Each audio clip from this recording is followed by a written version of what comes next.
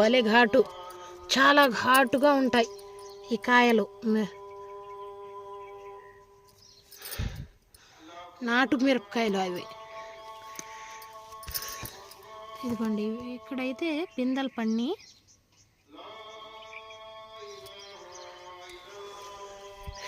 ఇదిగోండి వాము మొక్క కనిపిస్తుందా అండి మీకు?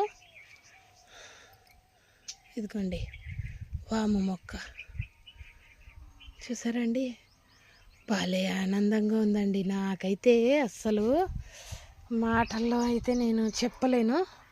ఇది మాకుది గోరింటాకు మొక్క అండి. చూసారండి గోరింటాకు మొక్క. ఇదేమో కృష్ణ తులసి అండి, కృష్ణ తులసి మొక్క ఇది. చూసారండి ఇదేమో దానిమ్మకాయ మొక్క. ఇదిగోండి పుదీనా అదే మార్కెట్ నుంచి తెచ్చి పుదీనా కోసిన తర్వాత ఆ కాడలు పెట్టానండి. ఇదిగోండి పుదీనా వచ్చేసింది మళ్ళీ. చూసారండి ఆ కాడలన్నీ ఒక చోట పెట్టానండి.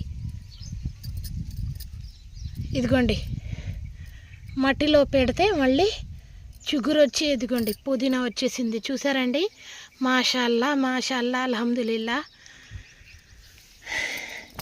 ఇదిగోండి మామిడికాయ మొక్కలు. ఇదిగోండి ఇది ఒక మామిడికాయ మొక్క. ఇది అబ్బా జలాలది అండి. ఇది జలాల కాయలు ఉంటాయి కదా, పచ్చడివి పట్టేవి ఆ కాయల మొక్క అది. ఇదిగోండి ఇదొక రకం మామిడికాయ చెట్టు. ఇదిగోండి చూసారండి,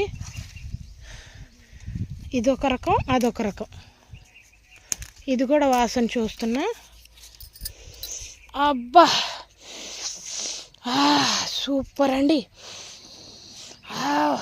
ఒకటేమో జలాల కాయలు దేశానండి ఇత్తనం, ఒకటేమో తెల్ల గులాబీ అంటారు కదా అది వేసానండి. పెద్ద అయ్యాక ఎలా అవుతాయో ఏమో దాని కాయలు చూడాలి. సంవత్సరం అయిని ఇంకో 4 సంవత్సరాలు పోతే కానీ దీనికి కాయలు కాయవు కదా అండి. మామిడికాయ చెట్టుకి 5 సంవత్సరాలైనా కావాలి కదా మొక్కకి, అప్పుడే కాయలు కాస్తాయి.